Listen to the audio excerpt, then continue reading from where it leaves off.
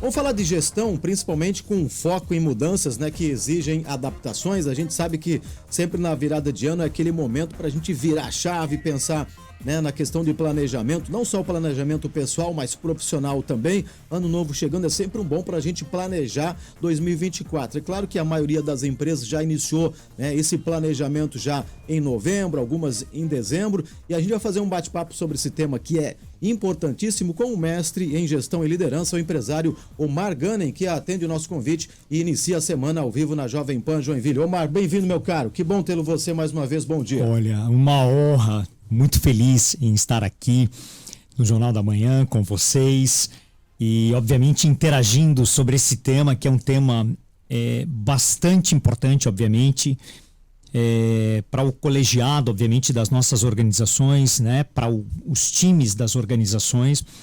E você tocou num ponto, Marcos, que é extremamente relevante para a sobrevida de qualquer negócio, o olhar para o amanhã.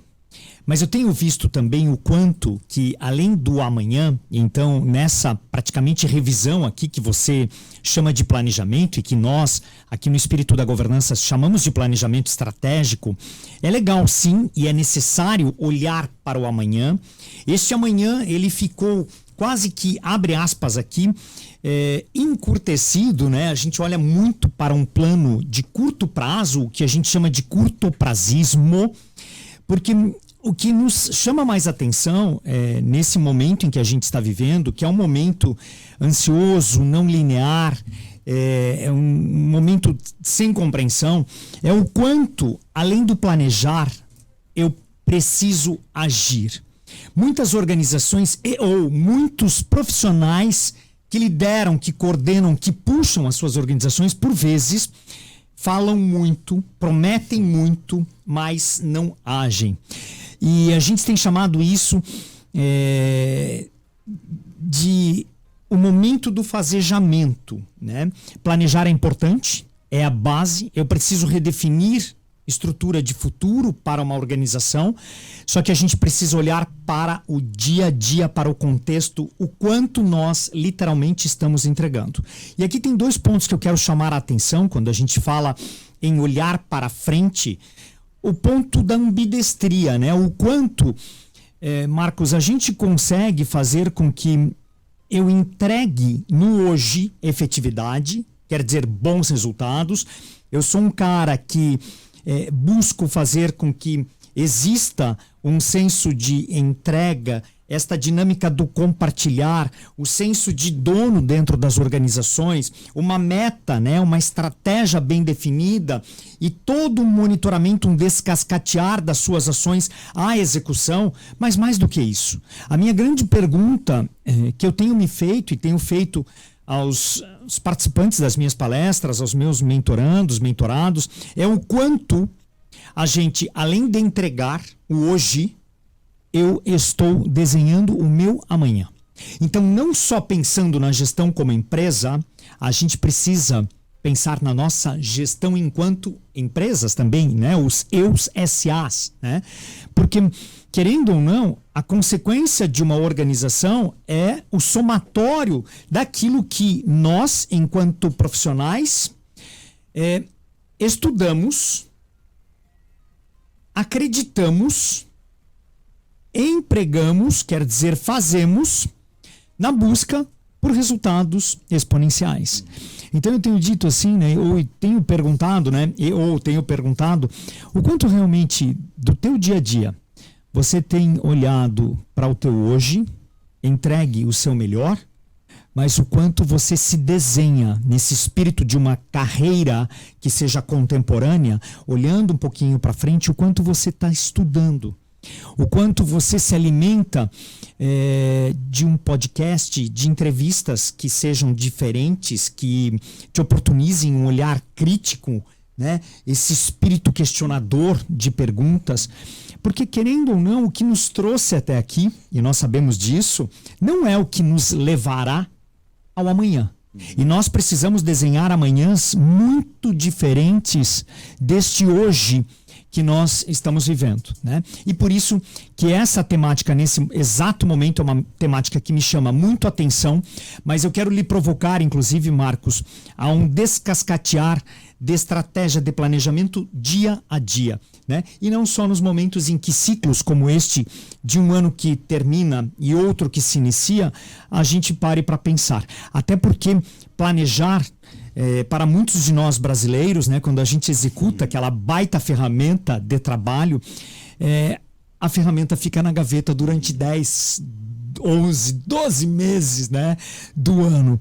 Então, o que a gente tem proposto é que estas ações de fazer com que o fazer daquilo que ficou escrito e revisado num documento ou numa estratégia, né, numa ferramenta chamada planejamento, esteja, obviamente, no palco, acompanhando a dinâmica dos profissionais e das nossas organizações. Omar, queria continuar ainda no campo empresarial para depois a gente comentar um pouquinho mais sobre esse eu empresa que você bem citou agora há pouco, porque é o seguinte, nós temos a geração alfa, que são os nascidos depois de 2010, e a geração alfa são os filhos da geração milênio. Isso. E aí a pergunta que ele faz é o seguinte, nós temos empresas grandes ou pequenas com 2 ou 3, em alguns casos até 3 ou 4 gerações no mesmo ambiente. Perfeito. E a geração mais recente, a geração alfa, ela nos parece que ela é mais resiliente, ela tem uma capacidade de aprendizagem mais ágil, né?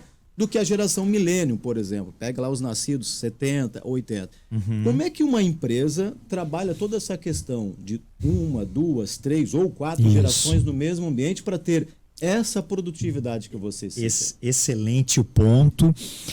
Olha só, nós nunca vivemos o que a gente está vivendo hoje em termos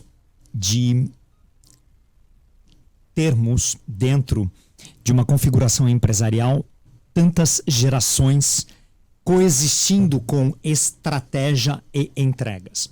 Então você fala em Baby Boomer, você fala em X, você fala em Y, você fala em Z, você fala em Alpha. Aqui por baixo, no mínimo 3, né? Você trouxe 3, 4 gerações. E é isso que a gente tem visualizado. Eu tenho dito, Marquinhos, que o importante das organizações e deste mindset contemporâneo, principalmente dos líderes, deveria ser, na minha visualização, o mindset do aceitar. Nós precisamos, abre aspas, misturar as gerações, porque são elas que, no conflito das suas ideias, fazem com que uma organização se redesenhe a cada momento. Nós hoje temos 40% de todo o dinheiro que transita nas transações corporativas globais. Este dinheiro está nas mãos das 2 gerações, Y e Z. Eu tenho brincado que é Z de zorra. Não me levem a mal, mas é uma brincadeira aqui, né? O Z de zorra. Então, estes profissionais que adentram hoje as nossas organizações e querem, e você trouxe o senso muito positivo, querem na facilidade e na agilidade tomar espaços que muitos de nós, geração aqui nós, né, X, estamos levando um bom tempo para conquistar. E em muitas questões, Marquinhos, eles estão, e dentro de muitas empresas e também setores, departamentos, eles estão fazendo com que nós tenhamos que efetivamente repensar as nossas estratégias. E um outro ponto, né? Você tocou na palavra resiliência. Eles são mais resilientes, eles são mais fortes, né? É que eles possuem esse mindset de fazer acontecer sem muito plano, porém com muita energia, né? Com muita temperança, que é um dos novos skills que a gente tem trazido aqui, um dos inner skills, quando a gente olha para dentro, e nós precisamos disso, e a gente tem aprendido com eles. Eu tenho usado um outro termo, Marcos, diferente da resiliência, porque resiliência, a palavra já me traz aqui no meu pensamento ré, né? Resiliência já é para trás. E eu tenho brincado que o resiliente é o bambu. O bambu dobra com a tempestade e quando ele volta ele volta exatamente para o mesmo ponto. E estas novas gerações, elas apresentam características da antifragilidade. E nós estamos vivendo num mundo muito frágil. Então existem pensadores, autores que cunham novos termos, porém atrás dos novos termos tem muito aprendizado. Por exemplo, quando você é um cara antifrágil, você tombou, você obrigatoriamente, Marcos, para e analisa a causa do tombo. O porquê eu errei. E estes caras, estes profissionais têm se tornado profissionais diferentes porque o tombo, ele vai acontecer. Então, o quanto eu estou aprendendo com o meu erro, que me permita no próximo tombo, no próximo erro, eu refazer a minha estratégia para que eu venha a acertar ou buscar acertar, ou voltar mais rápido e não cair tão fundo, que é a antifragilidade. Então, no mundo frágil, nós empresas, nós entidades, devemos sim abraçar os outros, as outras gerações, colocá-los como espíritos de squad, né? Quer dizer, na profissionalização, na multigeração, colocá-los às discussões de temas que são táticos, estratégicos e operacionais. Porque o mindset destas gerações faz com que nós tenhamos que repensar muitas vezes o status quo daquilo que a gente sempre fez na busca de resultados diferentes conectados às novas necessidades e exigências mercadológicas. Que esse é o grande ponto da questão. Se eu não misturo as gerações de uma forma estratégica e inteligente, eu não atendo às próximas necessidades do mercado. Você dá palestras em todo o Brasil, tem profissionais mentorandos e mentorados, né, por várias regiões. E a pergunta que ele faz é o seguinte: quando a gente fala em gestão empresarial, o que você tem percebido e visto na prática, principalmente na nossa região? As empresas, os grupos, têm esse planejamento de gestão empresarial ou ainda há uma deficiência? Qual é a leitura que você faz? Legal. Assim como na praça, né, na região que nós estamos, nós, brasileiros, nós somos um povo que consome gestão. O grande desafio das nossas organizações é a forma como a gente desdobra o nosso dia a dia. Praticamente, a gestão que a gente faz é mais do tempo e menos do foco, menos da priorização, menos da atenção. O planejamento, muito bem falado aqui por nós, é uma ferramenta base para um desdobrar coletivo de estratégias que são obrigatoriamente necessárias revisitar seus pontos, quer dizer, o planejamento não é mais de um ano, ele se torna, obviamente, de 12 meses, né? Ou a gente olha para um horizonte maior, mas eu a cada período, seja mensal, trimestral, quadrimestre, eu preciso revisitá-lo. Mas o ponto é, o quanto a gente tem entregue de foco, de atenção ao desdobramento daquilo que está ali desenhado, escrito, digitado. Nós, infelizmente, estamos vivendo no momento em que a gente quer fazer. A gente entra, produz, e num dado momento a gente se questiona, mas e as estratégias? E então, Marcos, é disso que eu tenho visto, principalmente nas mentorias, Omar, o quanto eu realmente devo me preparar para tirar da gaveta, a brincadeira é essa, né? Tirar da gaveta aquilo que a gente ali atrás desenhou. Então esse é um ponto. Nós precisamos colocar luz, holofote, para este ponto, Marcos. Quem é que dentro desta organização puxará a temática do planejamento? Quem é que acompanhará, quase que no espírito tarefeiro aqui, o status de cada uma daquelas ações? Quem vai puxar? Que recorrência? E é isso que a gente tem percebido que tem faltado. E é algo simples. Então, quando a gente entra num processo de mentoria, a gente busca entender o quanto se desenhou em termos de estratégia futura, o quanto isso já está, obviamente, no entendimento e na disseminação de uma empresa e o quanto esta empresa consegue fazer com que nós tenhamos pontos focais de desdobramento, monitoramento e acompanhamento das ações que estão descritas. Esse é o ponto. Daria uma aula, a gente ficar a manhã inteira aqui.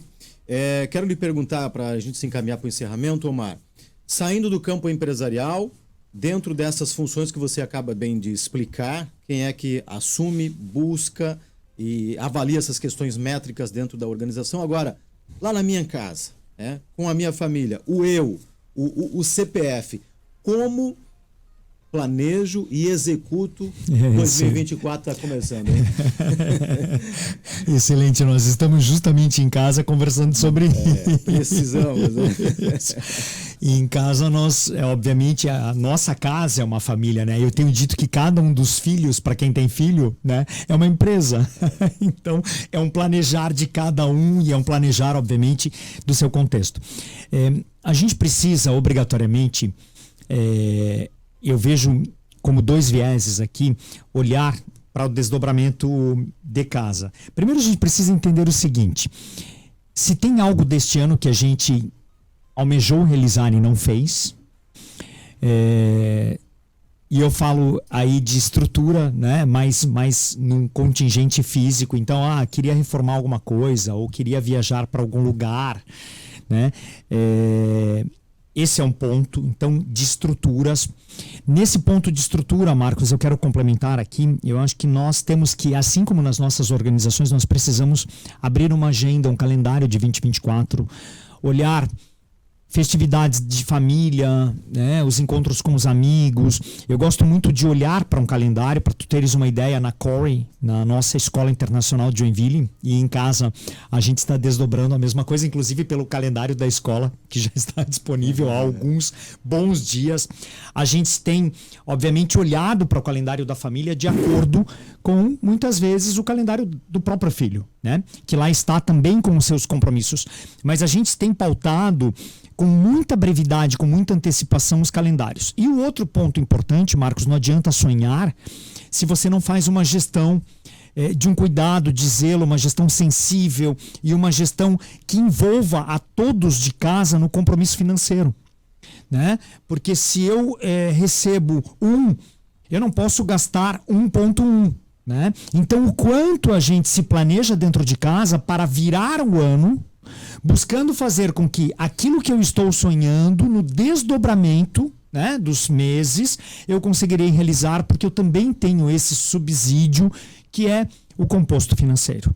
E obviamente tem outras questões aqui que a gente poderia discorrer, mas os 2 pontos o planejar, né, o que a gente fará no ano que vem, o agendamento destas realizações, destes possíveis feitos e mais a questão orçamentária com o seu desdobramento. Lá em casa eu gosto de fazer um tal do combinado, né? Vamos combinar. Parabéns, é isso aí. É isso aí. Omar, meu caro, você daria uma aula, a gente ficaria a manhã inteira conversando aqui sobre gestão, sobre governança. Você escreveu, inclusive, em 2020, se não estou equivocado, um artigo lá sobre a questão de ser um sucessor e não um herdeiro. Também daria uma outra aula, com certeza, mas eu tenho certeza que você trouxe vários insights aqui para as pessoas, para os ouvintes que nos acompanham. Grato. Muito obrigado mais uma vez. Excelentes festas para vocês e, de novo, né, gratidão pela oportunidade. Mais sucesso para a gente.